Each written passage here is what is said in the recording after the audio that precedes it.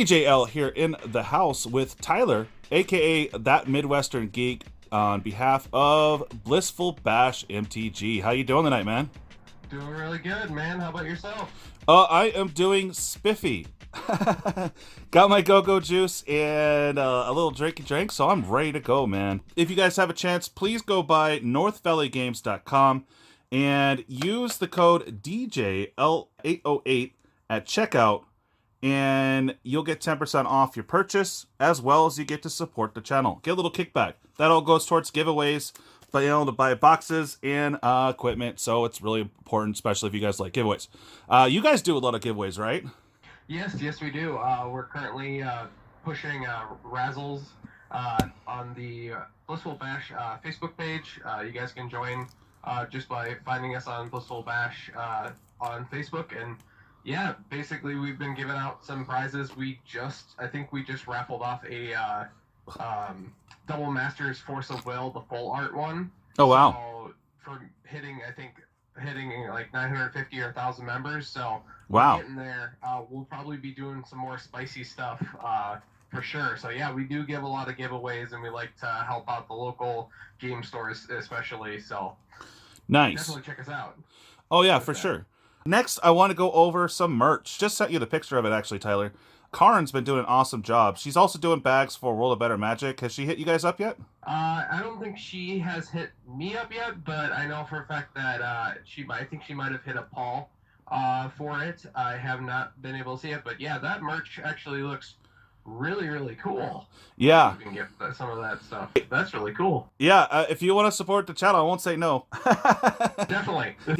It's got my logo on the front, and then it's got a really cool squirrel because squirrels are random, and I love squirrels. So there you go. That's why the squirrel. The green logo one, I'm actually going to be giving away once I hit 350 subscribers. So that's going to be cool. The actual design is the red one, red logo, green squirrel, and back. But you guys can actually choose the thread color that you like on there. I personally went with that because I like Jund. I know it's lame, but I love Jund. That's why I went those colors, because black background and Christmas, it's awesome. You guys can actually pick that up. It's 4x7, so you can actually put your cell phone in this, or like all of your dice, like literally. It's awesome. It's super durable. It's only $12, guys. If you guys want to pick one up, all you gotta do is pay shipping and of course the $12. And I will put the details down in the description below for Kaaren, because she's awesome. Her company is Artopia. She does a really good job. I mean, and if you guys are looking just for some custom dice bags, otherwise, I think they're normally like $15 or something like that. But you get like both sides, and you could put whatever designs that she has, so it's pretty nice. Tyler, tell me about Blissful Bash MTG. What are you guys about? Oh yeah, so Paul is one of my good friends that we actually went to high school together. He started Blissful Bash, I think like this last year, and basically just wanted to have a community where we can play, have a group where you can talk about Magic the Gathering in a safe, fun environment, while also giving out some awesome spicy cards as well too. So with Blissful Bash, we want to be able to be that awesome YouTube channel that's giving out those awesome cards, giving out those, just making a conversation for the Magic community that's fun and enjoyable. And especially with Kaldheim coming out, it's definitely going to get spicier, especially with the giveaways that we're going to do on the Facebook page, and then also even previews. And at one point, we're going to be doing Commander versus type gameplay as well too. We're still working on getting all that together, but we do want to do more of the gameplay side alongside of the giveaways as well too. So that's just a little bit about us. We're a growing channel just like you, and we're looking to help out everybody. So nice. Yeah, it sounds good, man. Glad I've had the pleasure of seeing him on Facebook and a couple of his videos. Paul's very adamant, so definitely a good foreman for the show. What do you guys play in your area? The big type that we play, basically Commander. Okay. Commander has been a big one. I played Paul several times with Commander, and that's my format I always go to. I will do I used to do Standard at one point when Standard was still living. Yeah. But at this point, we've been doing Commander mostly, for at least the gameplay area. But yeah, that's basically what we've done. It's kind of hard going to the game shops right now, but yeah. But yeah, normally what we've been doing is we'll get a Commander game in once or twice. So we still, and like I said before, we're adapting it. So we're going to try to get contactless gameplay through, I think it's called Spell Table, through Magic the Gathering, Wizards of the Coast. So we're still working on that. But yeah, that's just the main format that we usually play. I've played with Paul, and that's the one I usually play too. So you guys like drafting and stuff like that, right? Oh yeah, no, yeah, definitely do. Like again, I said it's kind of hard with the situation right now, but yeah, no, drafting is also another one. Drafting is also another one that is fun and enjoyable that I love to do, especially with the environment that you get to play with. So yeah, no, I love it. You're doing awesome by not saying the official term for Rona.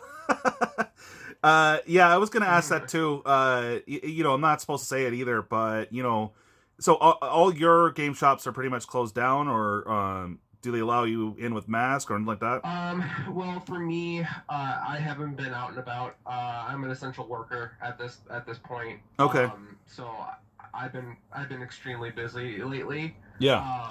But I know for a fact Paul does work with a local game shop. I don't think they're doing anything in store. So it's mainly been either Magic the Gathering online, or it's doing Spell Table and trying to figure stuff out, or if you have a close-knit group, you're fine with seeing them. That's what it usually is. So yeah, right now Magic the Gathering as a social game isn't helping. yeah, I know. I can just see in the future, several years down the line, if this continues to be like, you tell your kids, "Oh, I played Magic the Gathering. It's a great game. It was, it's super awesome." And then the kids ask you, "What's a gathering?"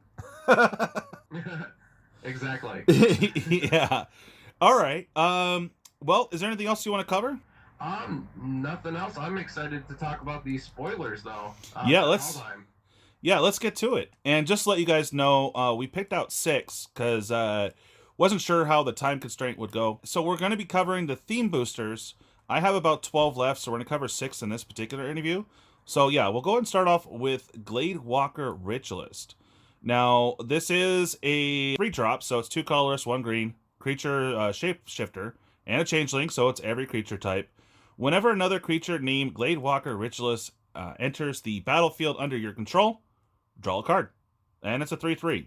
What do you think? I think this is a really good card when you're talking about draft. I think you can definitely see something when you're going to sit at a draft table and you are going through the cards, and if you do pick this up as an uncommon, I think this is a great card to have if you're going to do something with a green-white.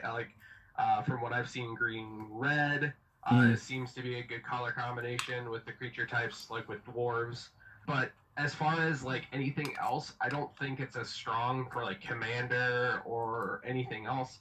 I could see something like this happen in maybe Modern, but that's pushing it a little bit more. Yeah. I do like though that changelings are coming back in this set. Definitely helps with the support of different creature types that are uncommon. Yeah. But at the same time, too, its ability for when it enters the battlefield, and it has to have specifically Gladewalker Ritualist. If there's another one, you draw a card. Right. I think that's a little bit weak. So it's a good card for draft. I'll tell you that much. and the sad thing is that it's not draftable only because it is a theme booster. So that's the big beef with this is that. Yeah, go ahead. Yeah, so okay, yeah, and even with the theme booster, never mind. Yeah. So this card would be fun for just casual standard play if you're gonna play for standard or something. But yeah, I'm not discounting what you're saying. Yeah. I'm sorry, I don't mean to cut you off. I'm not discounting or trying to shut you up or anything. But you're right. It would be a perfect draft card, but it's not. So it's just Yeah. It's all good. All opinions are welcome here. I completely jumped into the draft thing thinking, oh, hey, this is a draft card. This would be good. It seems like it should be, so I can't fault you for it. Yeah. But yeah, I'm looking at it, I'm like, okay, that'd be a cool draft card, just like you said. And I'm like, oh, wait, it's not a draft. So yeah, you're right.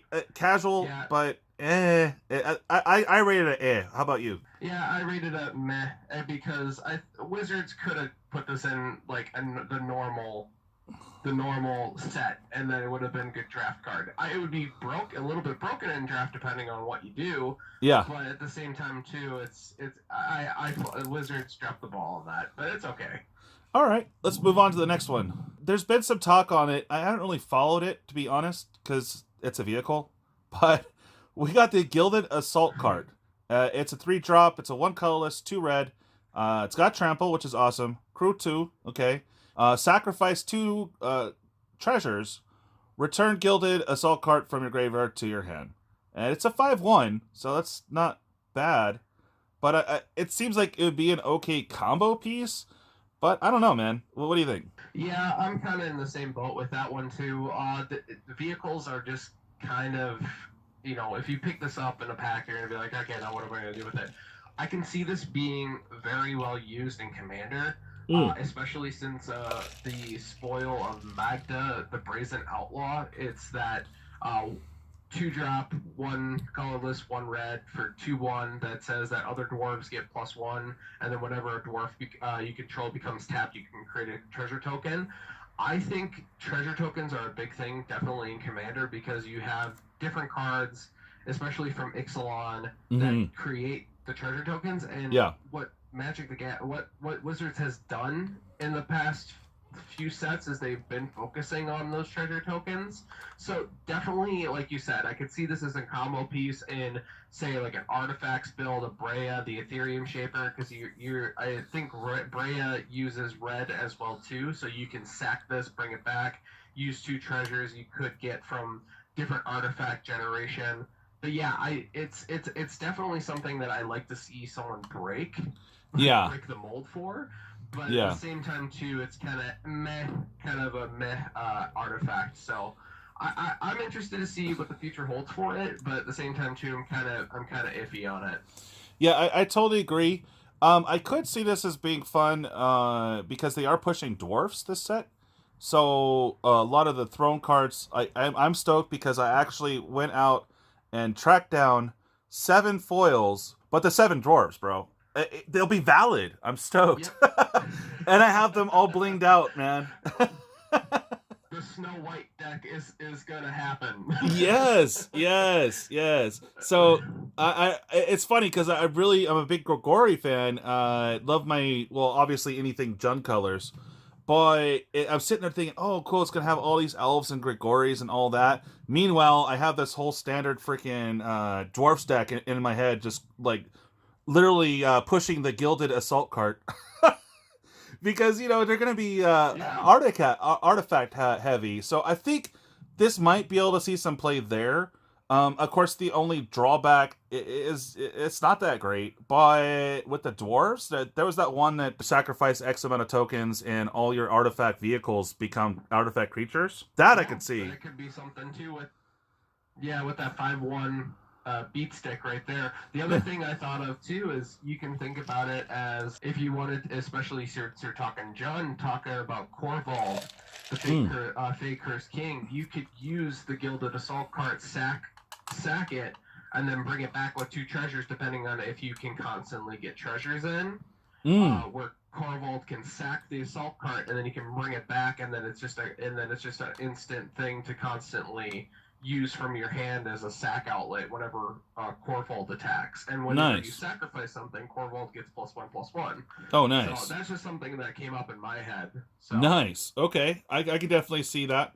It's funny. I remember, like, the text, which is way more complicated to remember, but I can never remember the dang name. So I was kind of thinking that, but I was just like, I don't know who that is. I don't, I'm not gonna say nothing. So good call, bro. That sounds super fun. That sounds super fun. All right, let's go and get on to the next one here. Rampage of the Valkyries. Now this is a 3 colorless, white-black. It's an enchantment, and when Rampage of Valkyries enters the battlefield, create a 4/4 white angel token with flying and vigilance. Whenever an angel you control dies, each other player sacrifices a creature. So yeah, what do you think? It's cool that you get a 4/4 Angel token right off the bat. You have to go Angel centric with your deck. They did come out with a couple. I think it was spoiled for theme boosters that we do have like a 2-drop Angel, like a 1/3 little flyer blocker that does some awesome stuff, and some other cheaper Angels. But I mean, it sounds like it's definitely something mid-range heavy, right?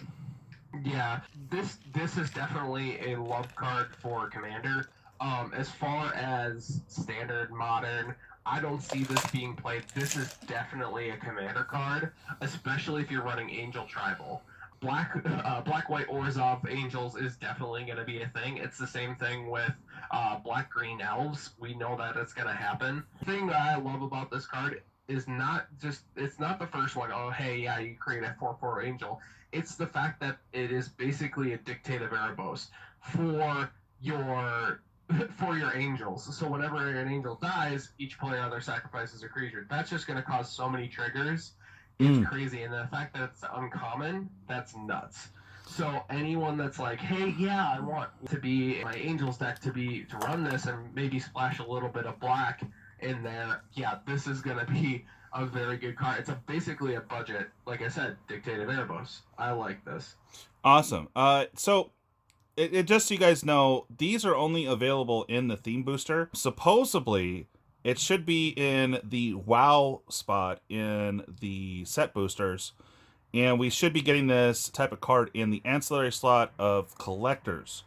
So these are the only ways that you can get it. You will not be able to get this in a draft booster box. I think for Commander, that's kind of a pain, as you do have to go spend the money for it or blow a bunch of money on theme boosters. I'm just not a big fan of theme boosters. What do you think about theme boosters? I'm not a big fan of them either. Basically, what I do every set is I buy one box, hope for the best, see what I get, and then from there I'll buy singles. That's mostly what I'll do, is I'll buy singles. But I think Rampage of the Valkyries could be because it's uncommon.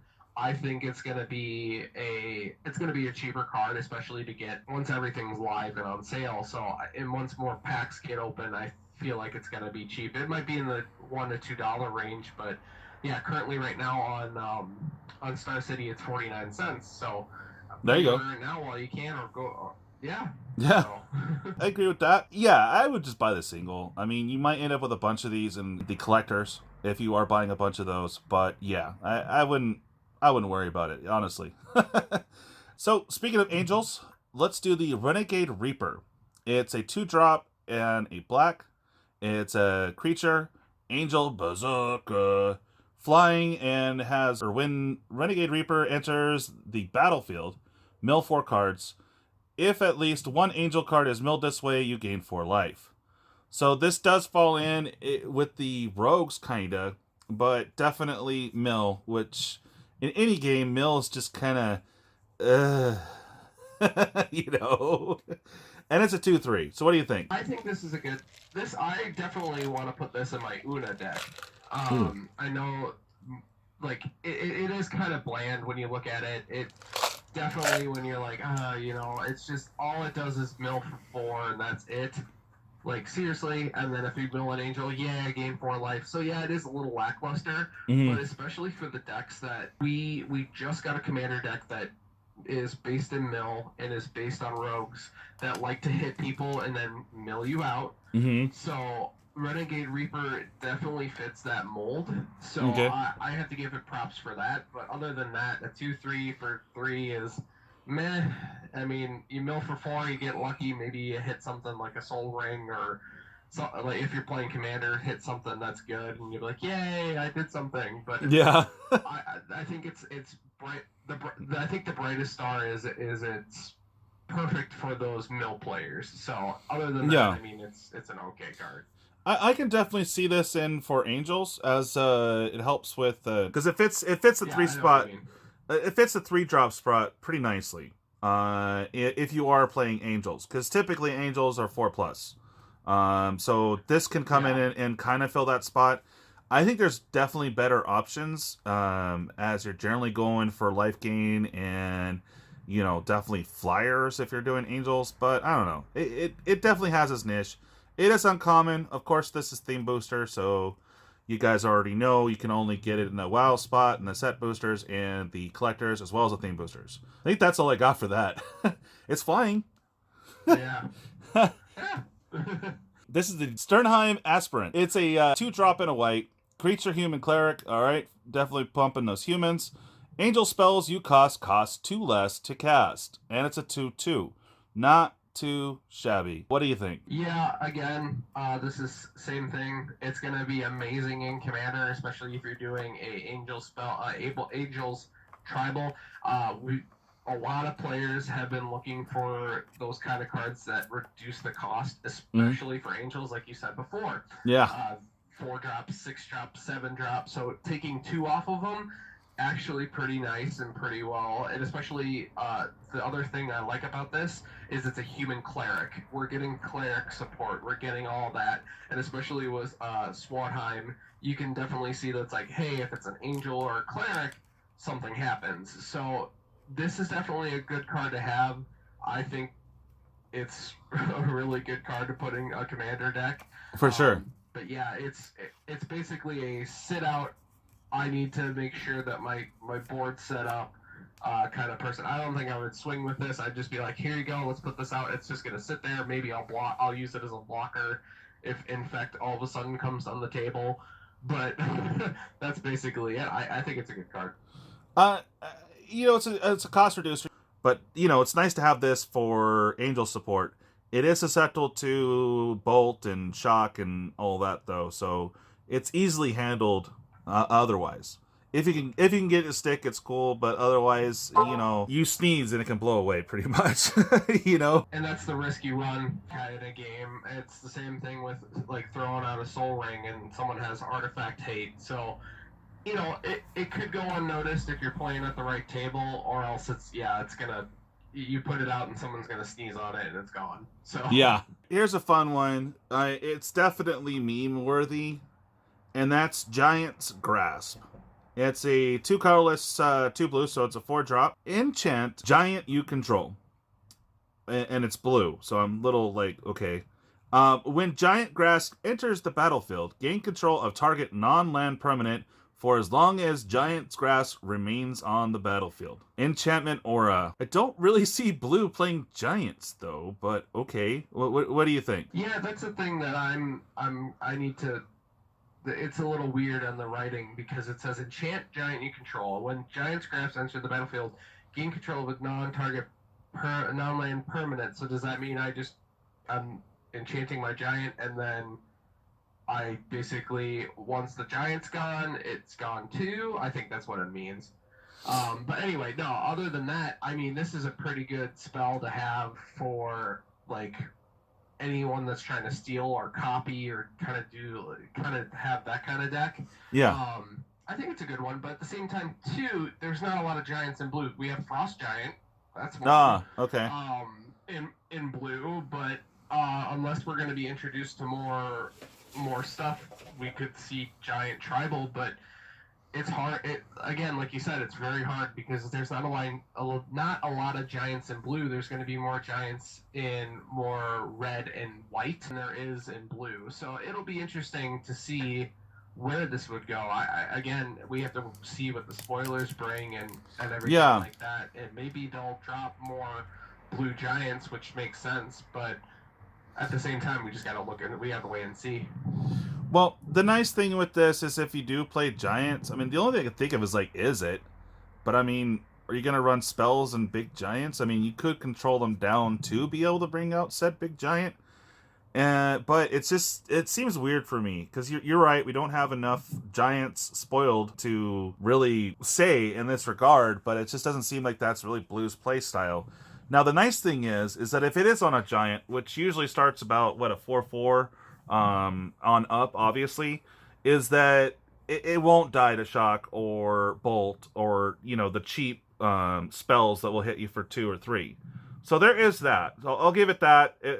And you could just gank like their artifact. If they have like a Soul Ring or Basilisk or anything that generates a ton of mana engine. Oh yeah, you're like mine. That I can see. That would be broken as all hell.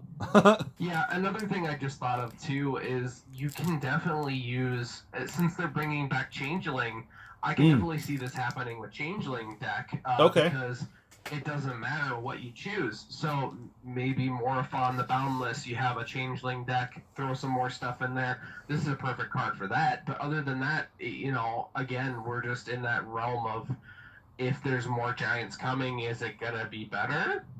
Yeah, I agree. So those were the 6 that we're covering tonight. It's been super fun, Tyler. I'm gonna go ahead and call it here. So I'm not cutting you off. But anyways, hey man, it's been super fun, man. It's been awesome gabbing with you, and hopefully we'll get Paul on next time.